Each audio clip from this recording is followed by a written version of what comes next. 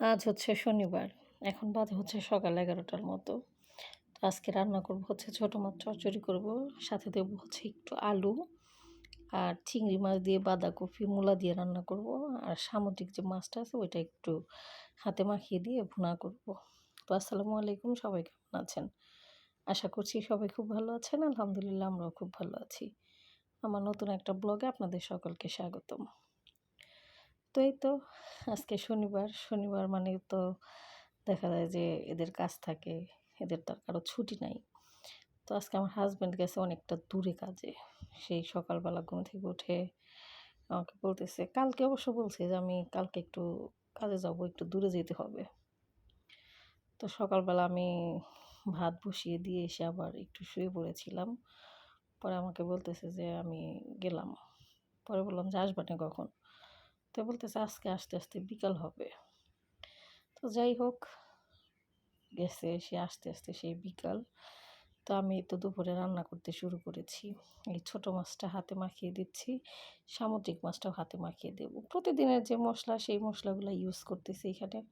হলুদের গুঁড়া, মরিচের গুঁড়া, সজের গুঁড়া, একটু ধনিয়ার গুঁড়া, পরিমাণ মতো তেল, লবণ।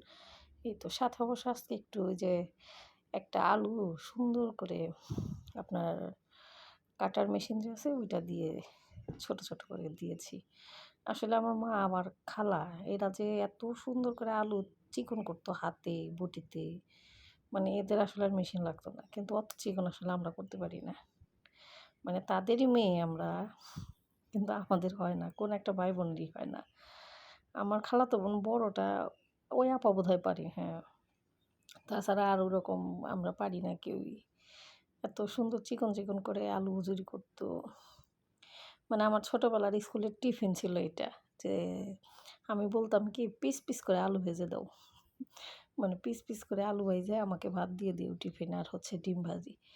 এই ছোটোবেলায় আমার মানে স্কুলের টিফিন এইটাই ছিল। আর নিয়ে যেতাম হচ্ছে পরোটা দিয়ে, চিনি দিয়ে। মানে পরোটা খেতাম একটা, রুটিও খেতাম একটা। আমি তো রুটি এই বিয়ের আগে কখনোই খাইনি। আমি মুখেই দিয়ে দেখিনি যে রুটি আসলে কেমন লাগে। বিয়ের পরে আমি রুটি খাওয়া শিখছি। ওই বিয়ের আগে পরোটা, মানে পরোটা খাওয়াই লাগবে।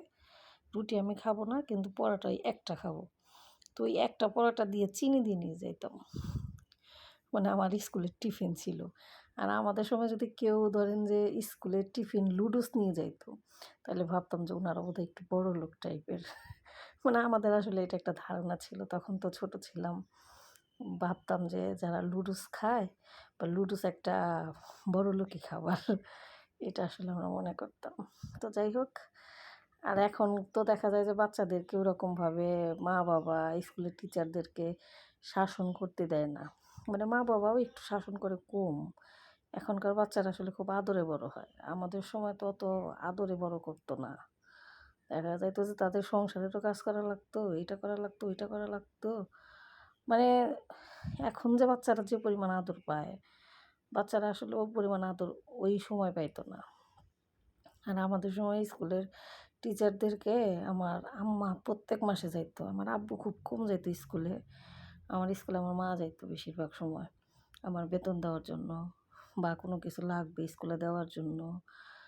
ওই আমার মা স্কুলে যায়া বলতো আমার টিচারদের যে, "আপনি আমার মেয়ের মাংসটুকু রাইখা শুধু হাড়টুকু আমাকে দিয়েন। যদি আমার মেয়ে পড়াশোনা ঠিকমতো না করে।"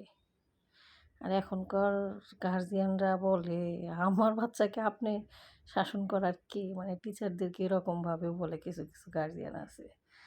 তাইলে ওই সময় আর এই সময়ের মধ্যে অনেকটা পার্থক্য চলে আসছে না? আসলে টিচাররা হচ্ছে একটা সম্মানীয় মানুষ তারা। তাদেরকে আসলে সম্মান করা উচিত। রিসেন্ট একটা ঘটনা ঘটছে। একজন টিচারের সাথে কি একটা বেয়াদবি অবস্থা। তো যাই হোক ওগুলো আর নাই বলি। কিন্তু আমাদের সময় টিচারদেরকে আমাদের মা-বাবারাই গিয়ে বলত যে, "আপনাদের যা করার দরকার আপনারা কইরেন। শুধু হাড়টুকু আমাকে দিয়েন। মাংস আপনারা রাইখাই দিয়েন।" মানে আমাদেরকে প্রশ্রয় দিত না। কোনো প্রশ্রয় ছিল না আমাদের সময়। মানে এটা মাঝে মধ্যে মনে হলে ভালো লাগে যে আমরা আসলে অনেকটা শাসনের মধ্যেই বড় হইছি। অনেকটা ডিসিপ্লিনের মধ্যে বড় হইছি। কিন্তু বর্তমান সময়ে যে মানে কোনো ডিসিপ্লিন নাই, ওইরকম কোনো শাসন নাই। মানে কেমন যেন। তাহলে বাচ্চা-কাচ্চা তো এরকম হবেই। মানে বিপথে তো যাবেই। খারাপ পথে তো যাবেই। আপনি দেখেন না এখনকার বাচ্চারা কিন্তু অনেকটা বেয়াদবও। মানে মুখে কিরকমভাবে যে তর্ক করে ভাবার বাইরে। উনারা না মানে মা-বাবা, না মানে বড়দেরকে, না মানে টিচারদেরকে। এখনকার মানুষের আসলে ভদ্রতার অভাব, সভ্যতার অনেক অভাব। স্পেশালি বাংলাদেশের আমরা যারা মানে এই বর্তমান প্রজন্মের যে বাচ্চা-কাচ্চারা, এরা আসলে একটু বেয়াদব টাইপের। সবাই না কিন্তু বেশিরভাগ টাইপের বাচ্চাগুলাই দেখা যায় যে যেগুলাই যে আপনার আ এখন যেরকম বয়স বলি, ধরেন যে ৯ থেকে ১৬-১৭ বছরের যে বাচ্চাগুলা আছে, বেশিরভাগই একটু বেয়াদব টাইপের। ওনাদের কথাবার্তা মানে কোনো সম্মান নাই, কোনো লাজ লজ্জা নাই, কোনো ডিসিপ্লিন নাই। বেশিরভাগই।